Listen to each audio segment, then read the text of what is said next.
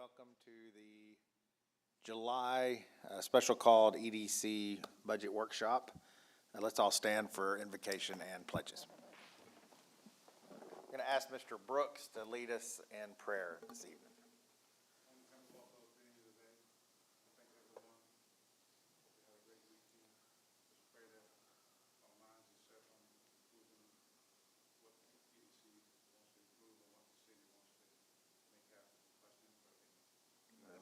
Mr. Chuck's going to lead us in the pledges.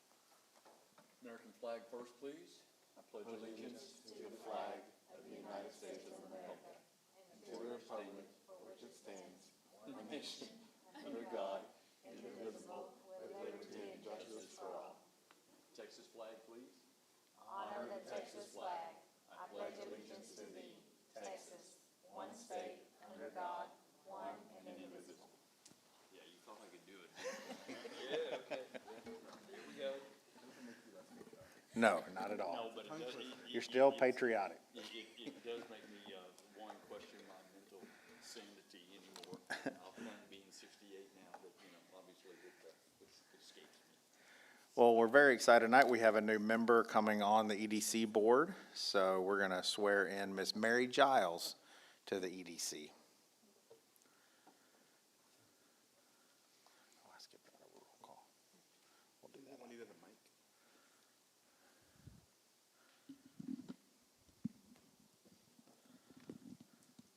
Stand right here, Miss Mary, for me. Put your right hand on the Bible. In the name and the authority, raise your right hand. In the name and the authority of the state of Texas, repeat after me. I, Mary Giles, I, Mary Giles, do solemnly swear do solemnly swear that I will faithfully I will faithfully execute the duties execute the duties of the office of the office Economic Development Corporation Economic Development Corporation of the state of Texas of the state of Texas and will do to the best and will do to the best of my ability preserve, preserve, protect, protect, and defend and defend the Constitution the Constitution and the laws and the laws of the United States of the United States and of this state. and of this state. So help me God. So help me God. There you go.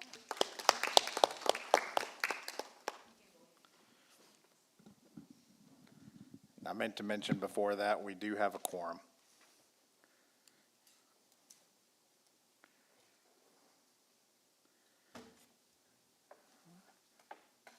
All right, we're going to go to our public comments. Ms. Juanita, did we have anybody sign up? Anyone? Okay. So reports and comments from board members.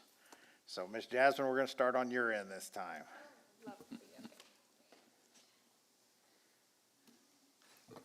I actually wrote down what I wanted to say this time.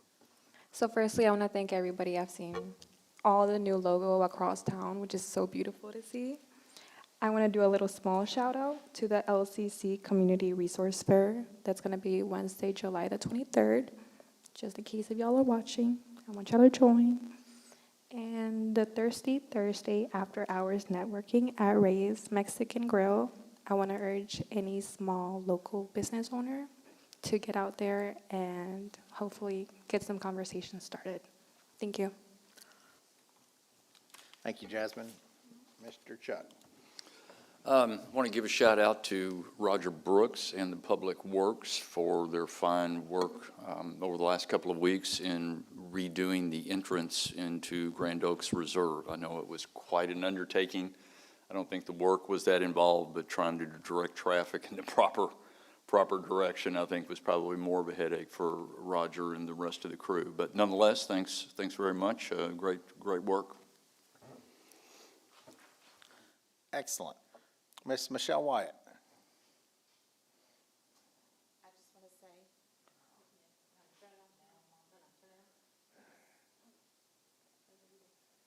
okay, just want to say, I'm sorry I've been gone so long, and thank you all for being so patient and understanding. It's very meaningful in my heart. And I'm ready to get back into it. I've been out of sync for a while. I'm ready. Good to have you back. And Ms. Giles, anything you'd like to add this evening? I'm just happy to be here, and thank y'all all for having me be a part of it. Excellent. Excellent. Well, I just have a couple of things. One, we have the Chambers putting on was it Boutique Bonanza? The Boutique Bonanza that's ongoing with shops in the downtown areas. Don't forget to check that out. And if you haven't swung by and looked at it, the new Southside Bank is amazing looking. So I just want to say kudos to getting that construction done. It's looking very nice. Better every day. All right, now moving on to number 6, our director's report. Thank you, Mr. President. Just a few things to highlight. First, we had a wonderful, a successful event, our SBA 101 event last Thursday. We had close to about 30 participants show up at the Civic Center. It was just a great time to connect local businesses and entrepreneurs with available resources and help. And, you know, they covered a lot of ground from, you know, how to contract with authorities and governments and large corporations to kind of just getting started in business planning, seeking capital, kind of what underwriters and banks and lenders look for. So really great information and event there. We'll hopefully look to do that on an annual basis and add to kind of our programming and small business and entrepreneur support. And so we thank our partners, of course, the city, the Civic Center, the Chamber of Commerce, the SBA, Houston District, SCORE, which is an organization that works a lot with SBA, and then the People Fund as well. I wanted to highlight in more detail, I guess, our what we're calling the Boutique Bonanza, which is a kind of a really spearheaded by the Chamber, but it's an opportunity for folks to shop local and support some of the local boutiques. They spend about $20 is the minimum. They can get their kind of card punched or sticker punched at that location, and we have a different participating businesses. So All About Me, Lewis Lane, Lone Star Cleaners and Boutique, Sinful Southern Bells, and the Flower Shop. So if you visit all those businesses, spend at least $20, you're entered in to win the grand prize. And so I think it's still determined what that would be, if that's kind of a package of goodies from all those places, or maybe some shopping money to spend at those locations. So wonderful event. We're happy to help the Chamber with that, but they're spearheading that, and we encourage everyone to participate in that. But that's all I got for you right now. All right, thank you, Emilio. All right, we're going to go on into our consent agenda. All consent agenda items are considered routine by the EDC board and will be enacted by one motion. There will be no separate discussion of these items unless a board member requests an item be removed and considered separately. So we have considered consent agenda items number 7 and 8. Do I hear a motion to approve items 7 and 8? I make a motion to approve. Okay, we have a motion from Ms. Wyatt, I seconded. second from Ms. Jasmine. All those approve? Okay, motion carries unanimously. All right. The next item, number 9, is the discussion and appointment of EDC officers. We're short a couple of regular members today, Mr. Buckley and Ms. Clark. So if it's okay with the board, I would like to wait until we have a full committee present before we elect officers, if that's okay with y'all. All right, we'll table that till our regular August meeting. All right, number 10, fiscal year 2026 budget workshop number 2. Take it away, Mr. Emilio. I'd be happy to try to get y'all out of here at a decent time. So, I'll just provide an overview of the workshop. What we try to do with the budget is kind of set programmatic goals. It is a large, essentially a policy document. So it kind of outlines and informs our whole activities and programs for the fiscal year. And so we want to set those programmatic goals with these allocations that we'll be discussing. We'll kind of give an overview of all of our operating expenses for the upcoming year, and then as well as some of our projects and incentives that we're funding. And then we'll end that with some questions and discussions. But feel free to ask questions or have discussions as we go through it. So next few slides. So again, we'll kind of jump into programmatic goals. And really, this is kind of our roadmap for how we approached and kind of framed and crafted some of these things that you'll see in the budget. So next slide, please. But it's really all about creating primary jobs by attracting investment. That's kind of our overarching goal through the budget and through the work that we do. Through that, we hope to expand the local tax base. And also, we place a large emphasis on enhancing quality of life for Cleveland residents and visitors through all the parks and beautification projects that we've done in the past. So we'll continue that work. And then we'll also assist with workforce development where we can, where it makes sense. And so that's really kind of our approach with this budget and the direction that we've taken it. And so without further ado, we'll kind of just get right into the operating expenses. And so next slide, please. And so we try to, with this presentation, just outline increases, decreases, new expenditures. And so everything in our budget is in that document that we provided, the actual proposed FY26 budget. But there's a lot of things that are just reoccurring expenses in there, so we don't want to take a lot of the time to highlight those things. We really just want to focus on what's changing.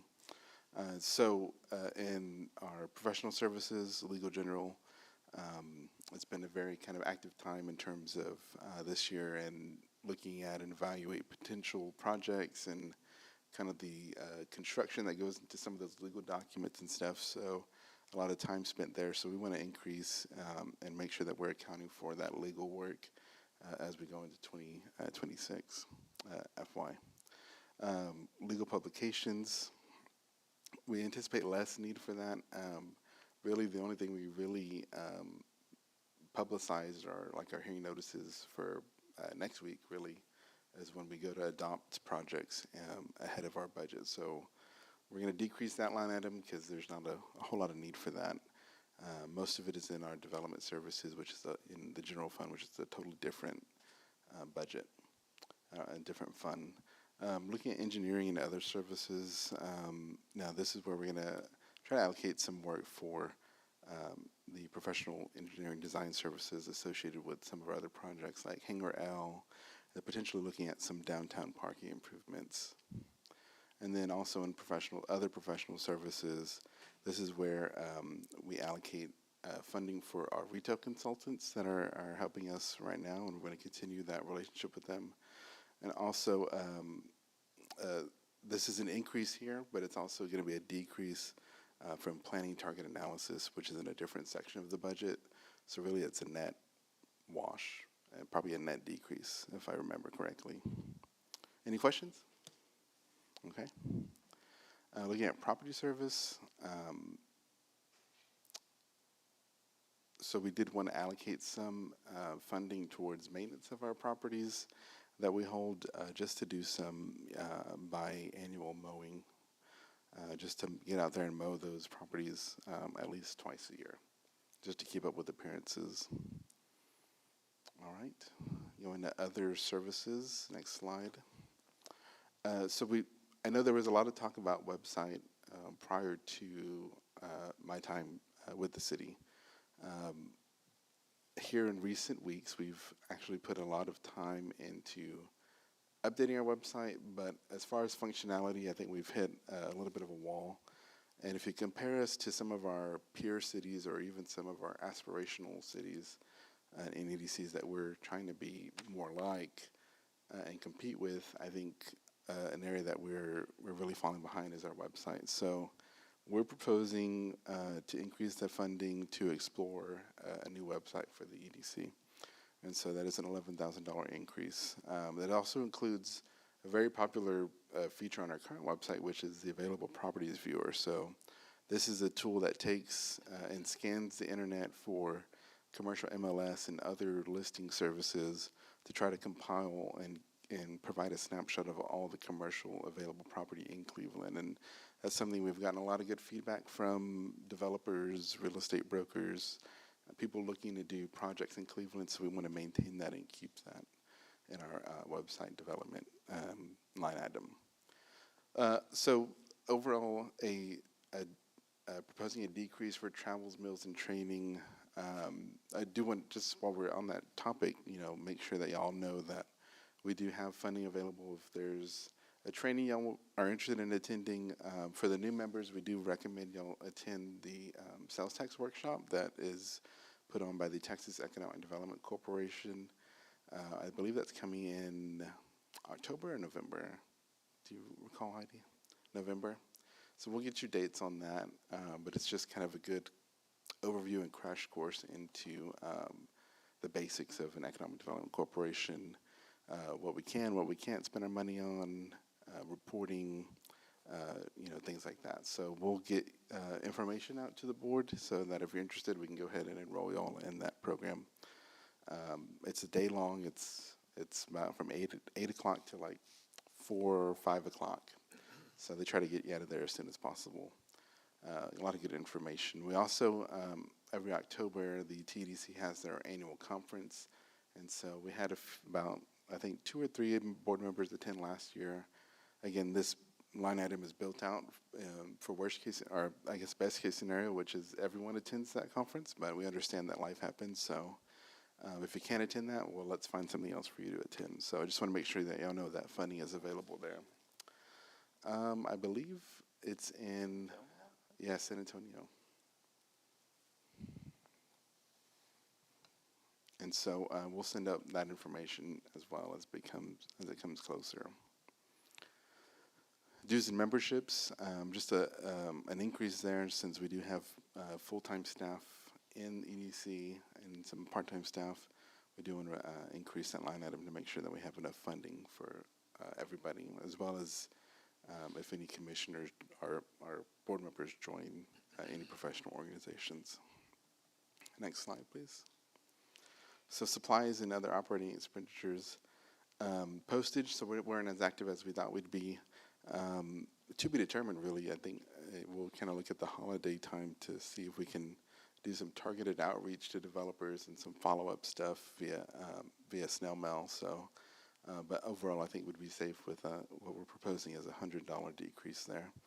In terms of software licenses, there's some tools and resources that we've really relied on, and so these have been paid out of some other areas in this current fiscal year budget. So, but this is going to be the ideal place for them. So it's really shown as an increase when these really are being transferred out of industrial recruitment. So I would say this is a net wash. But any questions on that? And CoStar, just real quick, is what we use to help compile, again, listings. I know we have our other thing, but this gives us some more demographic data, some other kind of snapshots at some different data sets that our available properties tool doesn't give us.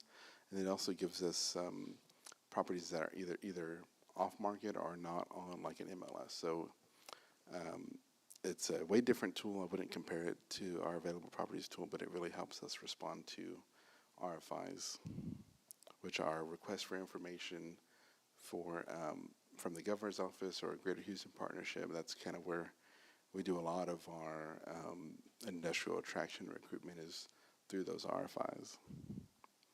But now we'll move ahead and looking at projects and incentives. Next slide, please. And so had a lot of discussion about Hangar L, and so this is actually putting some allocated funding for that. That acquisition earlier this year was handled just through some allocation for real property, but the remaining coming out of the fund balance. So this is actually allocating some funds to use for the erection and some other capital expenditures associated with that. Bless you. City facilities and parks, beautification and improvements, kind of a decrease, but we are still planning to be very active in terms of assisting the library with some improvements, in terms of shade and some other programming that they're wanting to do there. We're working with Mary, her and I kind of sat down to do a little exercise, and we're going to be kind of trying to get a more holistic picture for what they want to do there, because our previous approach we felt was a little piecemeal, and we want to do something that's a little more structured and even provide some phasing to where maybe we can have a big picture of phases to know what we're going to do funding-wise annually. So we'll be looking forward to having that information at a future meeting. In terms of downtown murals and public art, just a little marginal increase to account for kind of the any potential increase from the artist and such. Any questions? Okay. Looking at manufacturing and industrial incentives, so we have our general incentives. Again, these were, contemplated as, if there was a mega project that came and there was some way for us to participate, whether that be infrastructure kind of investments or maybe a per job creation incentive, things like that. I believe in the proposed budget we've only allocated $200,000. There's $200,000 in the current budget that's unexpended, unencumbered. So really no net change there. For the business incentive grant, which was formerly the facade improvement program, we're again allocating $150,000 towards that program. We have been meeting with a few people that have been interested in the program. Have not submitted an application yet, but we are making people aware of that resource, and hopefully we'll have some participation this year. And if not, then that might be coming out of next year's budget, or I would say FY26. And then looking at industrial recruitment, and so this is where we're pulling funding to, or where we allocate funding rather to assist with our industrial recruitment and attraction consultants. And so these are people that help us with lead generation, appointment setting, meeting setting, and kind of matching us and reaching out to doing targeted marketing of target industries, which with that new target industries analysis that we've completed, we've met with them a few weeks ago and forming kind of that strategy. And so they will be reaching out to, I think it's like 10,000 businesses, like digitally via email and that kind of campaign. And so hopefully there'll be a lot of interest generated out of that. Next slide, please. And I think that's it. Are there any questions? And we kind of breezed through that. There's information provided in your packet about the proposed budget. We're happy to answer any questions you may have. We will have a public hearing on Tuesday the 5th, which is our next regular scheduled board meeting, as well as proposed adoption of this budget in terms of a recommendation to council. And I just want to say, thank you, Emilio, for putting this together. And I hope that there's a theme that kind of you see throughout this budget that I just that I'm really proud of. There's a vision and a strategy to what we're doing, to what the EDC needs to be doing for the city of Cleveland. So we're not just don't want to spend something on to put a Band-Aid on something that in 3 years you have to spend the same money on. We have, I think, the responsibility, and what Emilio's done a really good job of looking at, whether it be Stancil Park, whether it be Hangar L, how do we see this project working long-term? So I think as the new members continue to get into this, that's a big part of how does this fit the vision and mission of the city and EDC. So I just wanted to say kudos for that. We see a lot of that groundwork laid out throughout this budget, so looking forward to seeing what bites we get from that. Absolutely. Thank you. Does anybody have any other statements or questions they'd like to raise? Mr. Tipton, anything from? All right, well, thank you, Emilio. Thank you. All right. Well, we do not have any closed executive sessions tonight, so do I have a motion to adjourn? I'll make a motion to adjourn. I'll second that. All right, all those in favor? Y'all have a good evening.